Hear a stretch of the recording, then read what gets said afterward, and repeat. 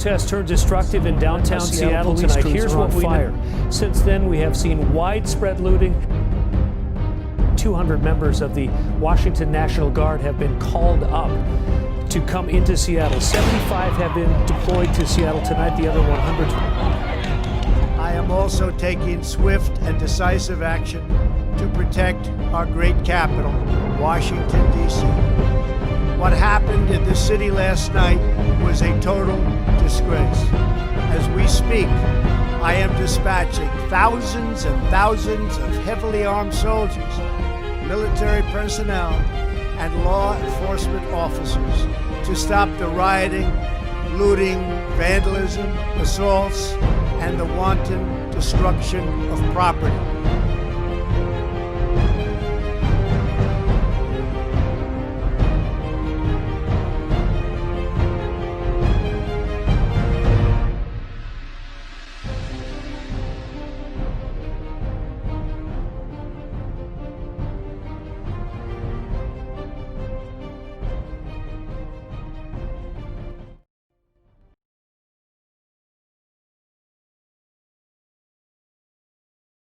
Hey there everyone, Alfred Johnson, coming to talk to my friends.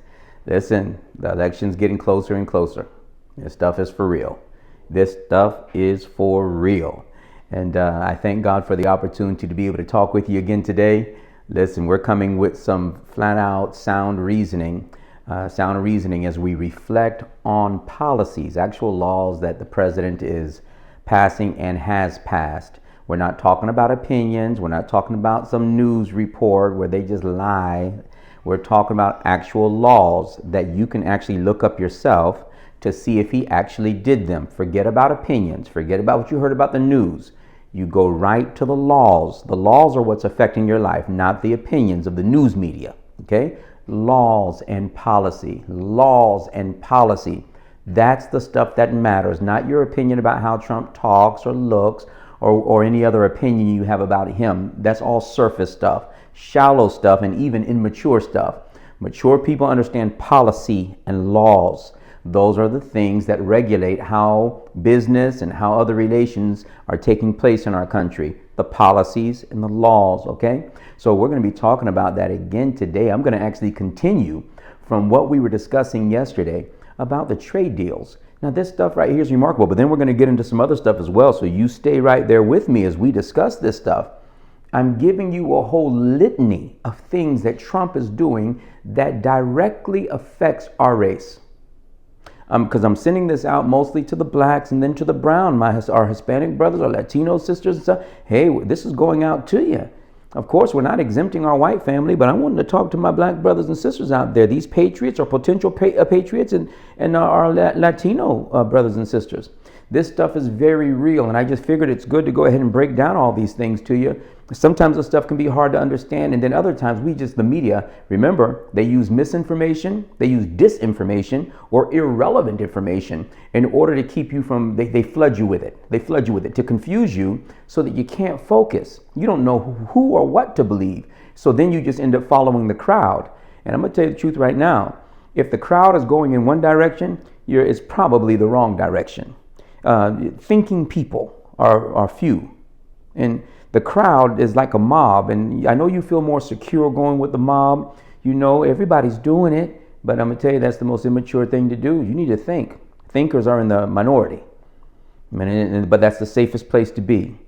Not with that crowd. They're going to cause disturbances that's going to risk you. It's going to threaten you and your children. So you got to wake up, okay? You got to keep doing. You got to keep thinking, okay? Hey, so today, by the way, my friends, you make certain that you like what you're hearing, share what you're hearing. Make sure your relatives hear this. This is the kind of stuff that they're wanting. Okay, people are wanting, can I get a list of Trump accomplishments? Can I just get a list of straightforward things that he's done? And can I get it in a way that's understandable, what he's done? I'm asking that you just allow your relatives to hear this. Okay, I love you and I respect you, and I respect the fact that you're good thinkers. That's the reason why I'm presenting it. Okay, I've gathered the information to present it to you. What I'm giving you is not opinion. This is not some kind of news commentary. No, this right here these are policies and laws that Trump enacted. Trump enacted. These things are law. There's not opinion. It's not personality. These are law. Okay, that's huge. Those are huge differences, because a lot of the time when they try to affect your opinion of Trump, they try to do it by a bunch of other stuff, and they're not going to policies or laws. And if they do, they lie about them. Okay, so here we go. How about this one right here? Again, talking about the trade policies and what it means to our race, what it means to us. Again, Trump secured $250 billion in new trade deals and investment deals in China, and $12 billion in Vietnam. $250 billion in China. Now, before that occurred, China didn't want there to be some kind of a change in our trade relationship with them. They liked the old trade relationships. Yeah, I bet you did. Because you had a major advantage in the trade deals. China was making a bunch of money from us, and we were making proportionately less money from them. In other words, our businesses weren't given a fair playing field. No, everything was skewed in favor of China by the billions. I mean, China just raked in a bunch of money in this last 25 years from America. Trump decides, no, we're going to balance these trade deals out. Well, China didn't want to balance those trade deals out. So what they did, they actually launched an attack against our farmers. In other words, they decided that they're not purchasing goods from our farmers. And it hit our farmers quite hard. And they thought that the farmers were going to end up putting pressure on our government, and especially Trump, to change his policies. Well, what Trump did, during the time that they were negotiating, Trump ended up taxing Chinese goods that were coming to the United States. We call those taxes tariffs. So until they were willing to sit down at the table and let's talk about this trade deal, we're going to have to go ahead and get this thing fixed. Until they wanted to sit down and make certain that it gets done, Trump was charging them tariffs to have their goods sent to the United States to be sold. Tariffs are taxes. Trump pulled in taxes by the tens of billions coming from China. And what he did is he took some of that money and gave it to the farmers who were suffering great losses because the Chinese were not buying the goods. So remember, the Chinese tried to pinch our farmers in order to get the farmers to pressure the president about trying to renegotiate the trade deals. Well, here's what Trump did. Trump ended up taking $12 billion in aid from those tariffs and giving them to the farmers. Matter of fact, he's given way more than that now to the farmers. Now you might say, yeah, but how does that impact us? Those large farms and everything else, those are owned by white folks mostly, and maybe a couple black folks, and they were mostly white folks. But and so how is that benefiting me, folks? What you have to understand is this: as it determines business, a company is not going to just take losses and just suffer those losses and just swallow those losses themselves. What they usually do is they pass on the loss to the consumer. So like right now, Walmart undergoes, and a lot of these stores, they undergo a lot of theft every year. I mean, people steal from them, and they steal from a lot of these companies. They steal, even smaller drugstores, they will steal from the shelves and stuff like that, thieves. Well, you might say, well, how do those companies are losing a lot of money when that happens? No, it's not that they're losing a lot of money. What ends up happening is they end up raising the price of their goods in order to compensate for the loss that the theft is causing. Okay? So they charge the consumer more to compensate for what people are stealing. So when people steal, it's you and I who are paying for it, not the store. No, they will increase the price of the goods to compensate for the stolen items. That's the way it works, people. They pass their loss down to us. All right, that's the way it works. Now, when China when they decided that they were not going to be purchasing American farm goods in order to get the farmers to put pressure on our government, what Trump did, instead of having those farmers suffer, having many of them perhaps even go out of business, because China is a big market as well, and they plan on selling to China. It's a big market over there. So instead of allowing those companies to go out of business or to drastically raise the price of their farm goods, because they'd have to in order to cover the loss, who would pay for those increase in goods, the increase in food prices? Well, you would. That loss gets passed down to you. They can't swallow all that. So Trump, to keep that from happening, to keep those businesses stable, he took money from the Chinese taxes that he was charging them until they sat down at the table and talked, and gave it to the farmers. What that did, it stabilized them and it allowed them to keep their prices moderate so that they can sell us at a moderate price. They can sell us at a good price.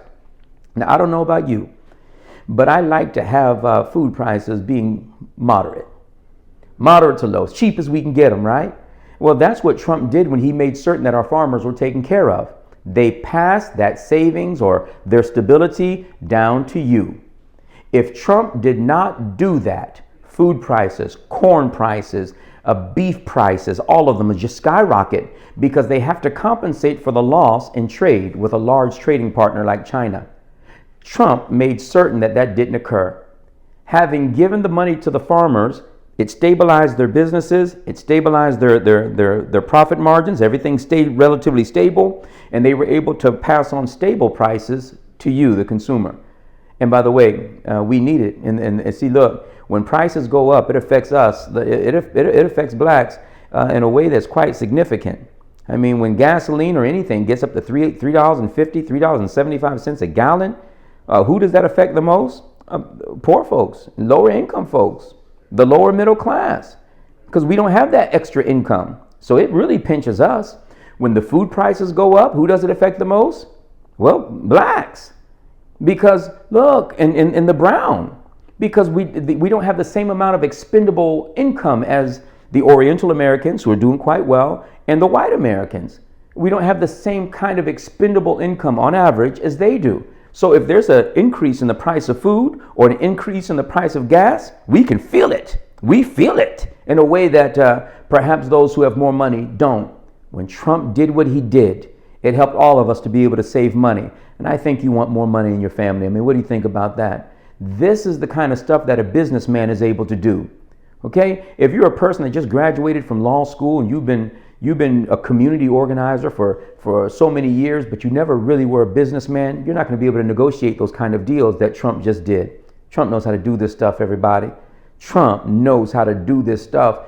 And he's having success in every one of the trade deals that he's making. It doesn't matter whether you're talking about China, whether you're talking about Singapore, whether you're talking about South Korea, whether you're talking about Japan, whether you're talking about Europe, it doesn't even matter whether you're talking about Mexico, whether you're talking about Canada, it doesn't even matter.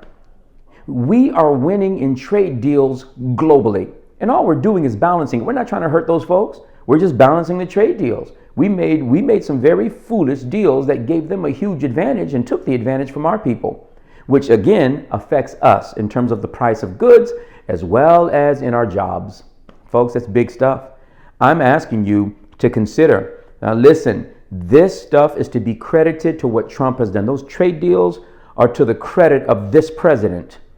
He had to remake those deals that were made during the time of Obama and Bush and Clinton and Bush. You understand? These are the things that were taking place with China. It's been happening for the last 25 years. The president corrected it. Folks, and I'm telling you, it put us on a trajectory that was very nice. Okay, good stuff, everyone. Good. How about we go ahead and change the topic just for a moment? How about this one? President Trump has over a dozen U.S. hostages were freed. These also included ones that were in captivity during the time of Obama. Now, you got to understand, Trump means business, and these other countries know. They know when the president means business.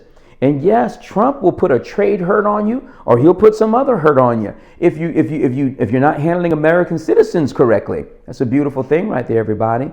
Hostages negotiated home. I know one in particular was a pastor that was held captive in Turkey. And he was able to negotiate that, get that pastor back here to the United States of America. But there were other hostages that were also released because of the forthrightness, the firmness of this president. Folks, this is big stuff right here. This is what happens when you're willing to use American might as leverage against these folks that think that they can mistreat American citizens. This is the president, everybody. This is our president. This is what he's doing. And so the value of American life globally goes up. They know that you can't just do what you want to do with American citizens, because you're going to have to face a Donald J. Trump. And he doesn't play those kind of games. And so on come hostages back to our country. It's beautiful stuff, everybody. How about this one right here? Trump secured billions of dollars in tax dollars that will fund the building of the wall on the southern border. Now, I might have already covered this a little bit, but let me just hit it again. That southern border, the building of the wall on the southern border. Now, they told you on the news, he's doing that because he raised it. Trump raised it. He raised it. He said it. She said it. She said it. He said that he racist. This is the kind of stuff we hear on the media constantly. Listen to me, my brothers and my sisters, and my brown brothers and sisters. Let me tell you what happens here. You ready? Supply and demand. Supply and demand. Look, if you went, let's imagine you opened a business, and it was a business that you were the first ones to sell Nike shoes, right? I'm just going to throw it out there. You were the first ones to sell them, okay? And you only had 12 pair of them, and all of a sudden they became very popular. If you were the only one that had Nikes when they were very popular, but you only had 12 pair of them, boy, they were nice ones, but you only had 12, you could jack up the price of those Nikes because a lot of people want them. Way more than 12 people wanted them. Well, if there's a lot of demand, that is a lot of people want those shoes, then you can jack up the price because let them compete. And the one that's willing to pay the most, hey, you can sell it. You can sell it for that price. However, if a bunch of other folks jumped into the market, next thing you know, you have millions of those shoes. Now everybody's selling them. Well, then, since you got a bunch of those shoes now, depending on how many people want them, that price is probably going to have to drop because you don't have the demand anymore, and your prices drop because there's way more shoes. The same thing goes for the labor market. It's all the same, people. If a bunch of our Mexicans, don't get me wrong, these are fellow humans down there, but remember, in order for America to help them, America has to be healthy and strong. Listen, if a person can't swim, there's no need calling on that person if you're drowning. If they can't swim, unless they have a boat or something, unless they have some ring to throw to you, why have a person that's going to drown themselves come up and help you to drown? You're just going to die together. America has to be strong. We have to be a good, strong lifeguard, a good swimmer. Now we can help those who are suffering. Our fellow humans in Mexico, the best way to help them is for there to be a strong America. We can't be a strong America if illegal immigration is coming from South America and Mexico and flooding into the United States. What that does is it brings in a lot of workers. And many of these workers are willing to work very cheap because the American dollar is strong compared to their country. And they're able to send a lot of that money home.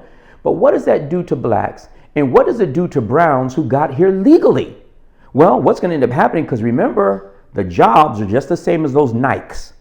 If there's a bunch of people willing to work for cheap money, then it lowers the value of the American worker. You understand? So the black value will drop, especially the blacks that are working at entry-level jobs or jobs that, where hey, they're just trying to get some money. Listen, I'm telling you right now, when there's cheap labor coming across our border, free, just coming straight through our border, the value of the black worker and the brown legal resident or brown citizen, their work value drops because now there's a glut of people that are willing to come and work for cheap. It means that your price can't go up because they won't hire you. They will hire one of those illegals that come, and they'll pay them little money. Now you're out of a job. But when the wall goes up, those immigrants cannot cross over the way they want. Listen, I'm telling you, illegal immigration has been cut big time since Trump. You know what that means?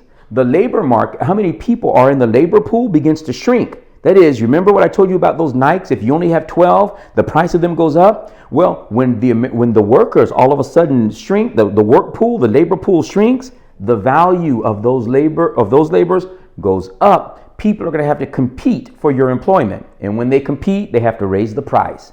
The value of the worker goes up. When that wall goes up and it keeps people from just flooding in, then it puts value on you and on your children and on your children's children. You are in a better position to prosper and grow, and your market value has gone up because there's less of the workers now. Folks, when Trump wants to build that wall, he's building that wall and it benefits all of us. And in the long run, it benefits the Mexicans as well. In the long run, because you have a stronger America, a stronger trading partner. Folks, this right here is absolutely huge stuff.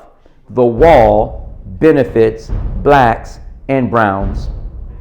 The wall benefits us. How about on this level as well? When the wall goes up and you're able to control immigration, criminals can't just pass over into America. I'm not saying all the illegal immigrants are criminals, and Trump didn't say that either. The media is I'm telling these folks, I think these folks are evil. I don't know what else to tell you, because they just lie, and they do it constantly.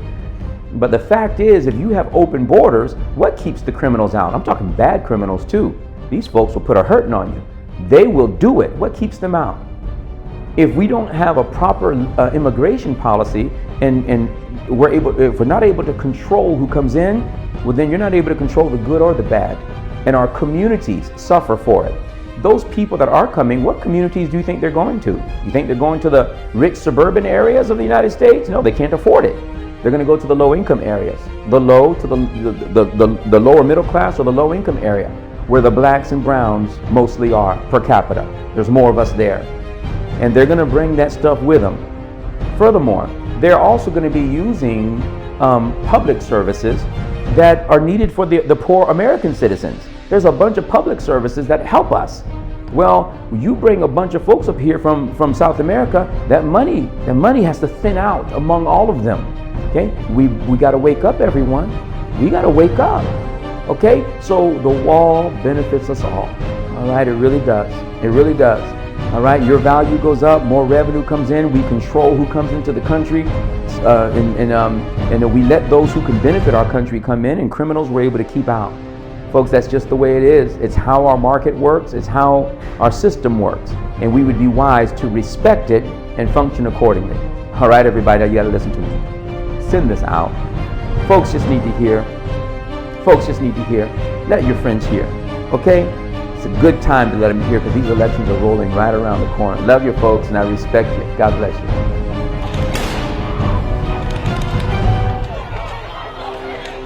I am also taking swift and decisive action to protect our great capital, Washington, D.C.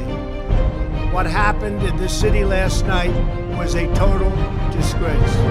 As we speak, I am dispatching thousands and thousands of heavily armed soldiers, military personnel, and law enforcement officers to stop the rioting, looting, vandalism, assaults, and the wanton destruction of property.